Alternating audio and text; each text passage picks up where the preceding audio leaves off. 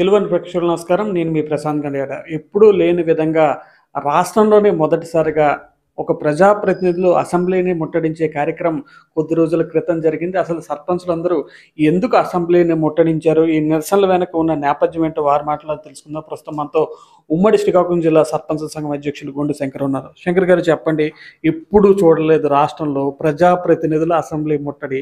ఒక ప్రజాప్రతినిధిగా ఉన్నారు, సర్పంచుల సంఘం అధ్యక్షుడిగా ఉన్నారు.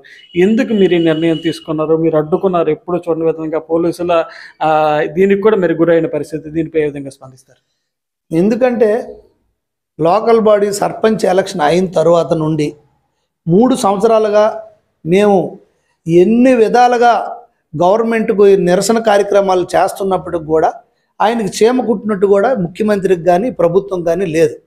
పైగా రాష్ట్రంలో సర్పంచులందరికీ సమాంతర వ్యవస్థ, సచివాలయ వ్యవస్థ తెచ్చి, వాలంటరీ వ్యవస్థ తెచ్చి సర్పంచుల్ని, పంచాయతీరాజ్ వ్యవస్థని నిర్వీర్యం చేశాడు ఈ ముఖ్యమంత్రి. ఈయనకి ఎందుకు ఇంత కక్ష అర్థం కావట్లేదు. పైగా 85% వైసీపీ సర్పంచులు ఉన్నప్పటికి కూడా ఈయనకి ఎందుకు ఇంత కక్ష సాధింపు చర్య అనేది మాకు ఇప్పటికీ అర్థం కాలేదు. మేము గల్లీ నుండి ఢిల్లీ వరకు వెళ్ళి జంతర్ మంతర్లో చేసాం, కేంద్ర మంత్రులను కలిసాం, కోర్టులకు వెళ్ళాం. అయినప్పటికీ 8,660 కోట్లు దోచేయడం జరిగింది మాకు చెప్పకుండా, మాకు చెక్ పవర్ ఉన్నప్పటికి కూడా. అలాగే ఎన్నో హెచ్చరికలు చేసాం. మేము చెప్పాం ముందే, అవసరమైతే మేము అసెంబ్లీ ముట్టడి చేస్తాం అన్నాం.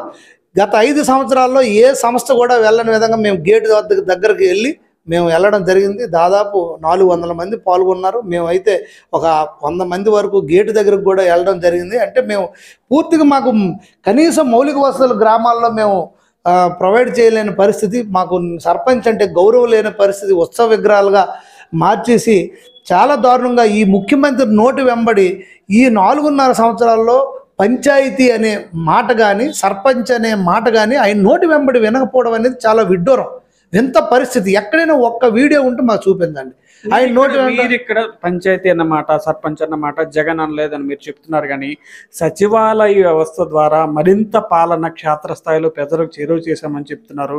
ఈ సచివాలయ ఉద్యోగుల ద్వారా, సచివాలయ వ్యవస్థ ద్వారా సర్పంచులకు వచ్చిన ఇబ్బంది ఏమిటి? దానికి అదే సచివాలయం ద్వారా ప్రజలు ఎంత చేరువయ్యారనేది రాబోయే కాలంలో ఈ ప్రభుత్వానికి బుద్ధి చెప్పడానికి ఉన్నారు. సచివాలయ వ్యవస్థ ఉంటే మాకు ఇబ్బంది అన్నప్పుడు గ్రామంలో హైకోర్టు కూడా చెప్పింది. ఏం చెప్పింది? రాష్ట్రానికి ముఖ్యమంత్రి నువ్వెలాగో గ్రామానికి సర్పంచ్ ఆయన. అయితే నీ విషయం మానేసి మోడీ గారు వచ్చి మొత్తం ఇక్కడ చేసుకుంటే ఊరుకుంటాడా ఈ ముఖ్యమంత్రి? రాజ్యాంగం ఎందుకు మాకు ఇది ఈ రాజ్యాంగబద్ధంగా ఎలక్షన్ పెట్టాలా? మరి అలాగైతే సచివాలయాలు పెట్టుకొని చేసుకోండి, ఎలక్షన్కి డబ్బులు ఖర్చు దండి ఎందుకు? 73, 74 సవరణల ద్వారా 29 అంశాలపైన మాకు పూర్తిగా మా విధులు, నిధులకి మాకు ప్రత్యేకమైన హక్కు కల్పించింది రాజ్యాంగం. మరి ఇప్పుడు సచివాలయాలకు చేసే ఇబ్బంది ఏంటి? మాకు ఉత్సవ విగ్రహాల మధ్య ఏ బెనిఫిషియర్ స్కీమ్, ఏ బెనిఫిషియర్ సెలెక్ట్ చేయాలంటే మా ఇన్వాల్వ్మెంట్ ఉండాలి. అలాగే ఎటువంటి సంక్షేమ అభివృద్ధి కార్యక్రమాలు అభివృద్ధి చేయాలంటే మాకడ జనాలు మమ్మల్ని ఎన్నుకున్నారు. ఎందుకు ఎన్నుకున్నారు? ఊరిని బాగు చేస్తాం, మాకు ఒక ఐడియా ఉంటుంది, మేము ఊరు బాగోగులు, ప్రజల బాగోగులు చూస్తామని మాకు ఇచ్చారు. సచివాలయం ఎవరో సెక్రటరీ వస్తాడు, ఆయనకి ఇంకో జాబ్ ఏదో తీస్తే ఆయన ఈ బీఈడి అలాంటి వచ్చి ఇప్పుడు సెలవు పెట్టి సగం మంది వెళ్ళిపోయారు, గ్రూప్ 2కి ఇవన్నీ ప్రిపేర్ అవుతున్నారు. సచివాలయాలు పేరుకే more than half of the employees సెలవు పెట్టేసి వాళ్ళు ఉన్నత చదువులకు వెళ్తున్నారు. ఎందుకంటే ఈ జాబ్ మీద భరోసా లేక, దీంట్లో ఫ్యూచర్ కనిపించట్లేదు అనే ఉద్దేశంతో వాళ్ళు పై ఊరు నుండి వస్తారు, చిన్న కూర వాళ్ళు, వాళ్ళకి ఎర్లీ ఏజ్తో వచ్చారు. వాళ్ళకి సపోర్ట్ ఎవరు ఉండాలి? రాజ్యాంగబద్ధంగా ఎలక్షన్ అయిన బాడీతో వాళ్ళు కలిపి కూర్చొని గ్రామంలో చర్చించుకొని చేస్తే మౌలిక వసతులు కానీ ఏదైనా ఊర్లో ఒక తగువులు వచ్చినా పంచాయతీలు తేలుస్తాయి. ఎందుకు? మేము ఒక పెద్దలుగా గౌరవిస్తారు. నిజంగా ఆయన సర్పంచ్ ఏమైనా తప్పు చేసి ఏదైనా తప్పులు చేస్తే గవర్నమెంట్ ఉంది, చట్టాలు ఉన్నాయి, యాక్షన్ తీసుకోండి. తర్వాత రేపు ఇంకా తప్పు చేస్తే ప్రజలు 5 సంవత్సరాల్లో బుద్ధి చెప్పి మళ్ళీ దించేస్తారు కదా. 100% సచివాలయం వాలంటీర్స్ ద్వారా చేయలేరు. ఇది ఎక్కడైనా రాష్ట్రంలో అయితే ఐఏఎస్ కలెక్టర్లను ఎస్పీలతో చేసుకుందాం. మరి ముఖ్యమంత్రి ఎందుకు? సెంట్రల్ గవర్నమెంట్ డైరెక్ట్గా అక్కడ నుండి హోల్డ్ చేస్తుంది. అలాంటప్పుడు వాళ్ళు ఎందుకు అక్కడ పెట్టాలి? అక్కడ సచివాలయం ఉంది కదా, ఆ సచివాలయం చూసుకుంటారు సెక్రటేరియట్. మరి ఈయన ఎందుకు? ఈ వెనక ఈ రాష్ట్ర ప్రభుత్వ సలహాదారులు ఎందుకు 100 కోట్లు తగలెట్టారు? మీరు చెప్పిన మాటల ప్రకారమే ఏదైతే ఈ సెనారియో నేపథ్యంలోనే సర్పంచుల కన్నా ప్రజాక్షేత్రంలో పార్టీలకు అతీతంగా గెలిచిన సర్పంచుల కన్నా వాలంటీర్స్కి ఎక్కువ పవర్స్ ఉన్నాయి. మీకన్నా వాలంటీర్స్ గడిచిన 3-4 ఏళ్ళుగా ఎక్కువ ఫేమస్ అవుతున్న పరిస్థితి. 100% మీరు చెప్పింది నిజము. అయితే వాలంటీర్స్ ప్రస్తుతానికి తాత్కాలికంగా వాళ్ళ చేతిలో ట్యాబ్లు ఉన్నాయి, వాళ్ళ చేతిలో మా డేటా ఉంది, వాళ్ళ చేతిలో రాష్ట్ర ప్రజల భవిష్యత్తు ఉంది, ఇవన్నీ కరెక్టే. కానీ ఓటుకాడికి వచ్చేసరికి, మర్యాదకు వచ్చేసరికి వాలంటీర్ అనేవాడు కనీసం దరిదాపులకు కూడా కనిపించే పరిస్థితి ఉండదు.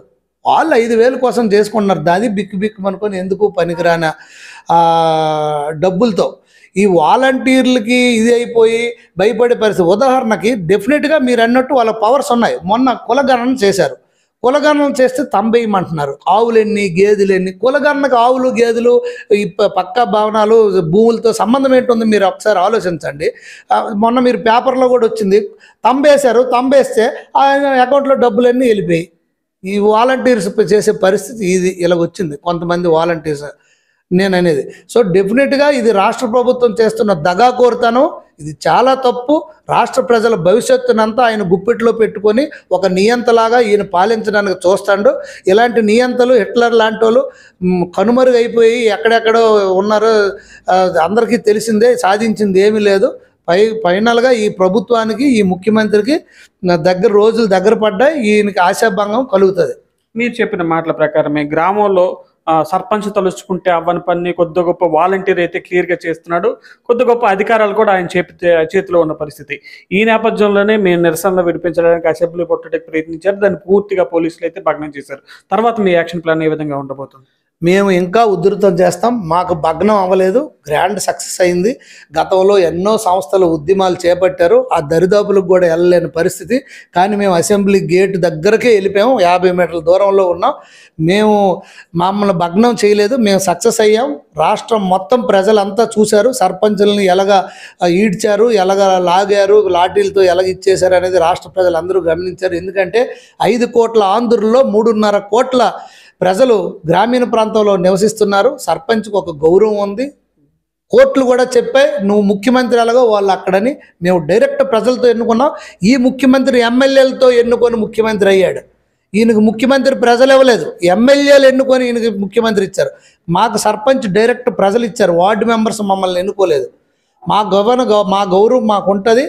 వీళ్ళు ఎన్ని కుయుక్తులు పనినా ఎన్ని చేసినా మేము అయితే మా బాధ ఏంటంటే మాకు వచ్చే డబ్బులు, మా జేబులోని డబ్బులు నువ్వెవరో దొంగలించడానికి.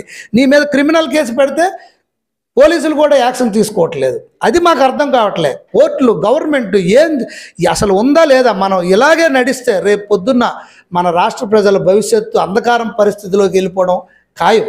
కనుక ప్రజలందరూ దీన్ని గమనించి ఇలాంటి దుర్మార్గుల్ని మనం బంగాళాఖాతంలో కలిపి వీళ్ళని నామరూపాలు లేకుండా చేయాల్సిన బాధ్యత ప్రజలందరిది ఉందని కూడా మేము కోరుకుంటున్నాం. మీరు చెప్పిన మాటల ప్రకారమే మీరు గడిచి ఆల్మోస్ట్ 3-4 ఏళ్ళు అవుతుంది. ఈ 3-4 ఏళ్ళుగా ఎటువంటి పని లేకుండా కేవలం ఉత్సవ విగ్రహాలుగా మారిపోయారు సర్పంచులు. ఈ నేపథ్యంలోనే మీ సమస్యకు ఎప్పుడు పరిష్కారం లభిస్తుంది అని భావిస్తున్నారు? భవిష్యత్తులో ఎన్నికలపైన కూడా మీరందరూ కూడా ఏమైనా ప్రభావం చూపే అవకాశం ఉందా? డెఫినెట్గా 100% సర్పంచులు ఎవరు ఏ సింబల్ మీద గెలవలేదు, వాళ్ళు ఇండివిజువల్ ఇమేజ్ మీద గెలిచారు.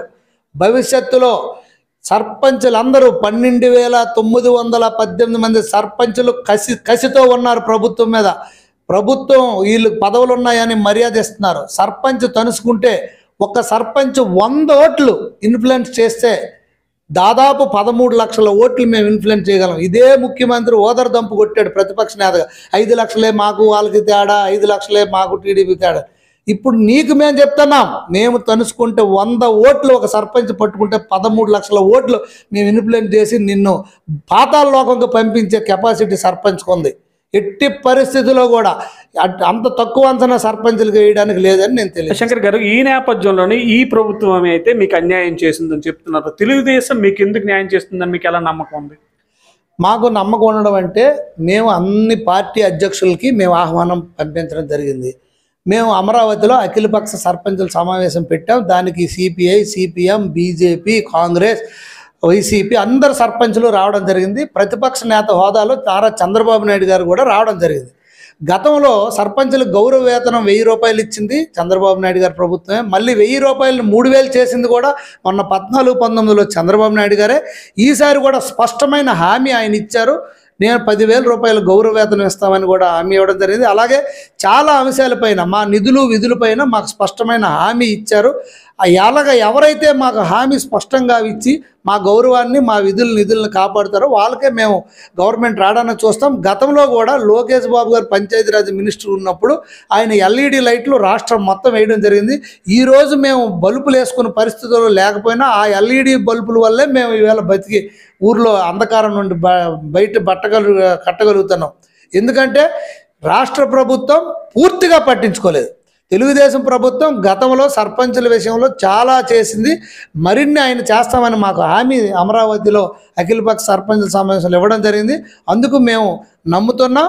రేపు రాబోయే రోజుల్లో మాకు ఎవరైతే హామీ ఇస్తారో స్పష్టంగా మా మీద రేపు మేనిఫెస్టోలో పెడతారో వాళ్ళకే మా మద్దతు, సర్పంచుల మద్దతు ఉంటుందని కూడా తెలియజేస్తాం.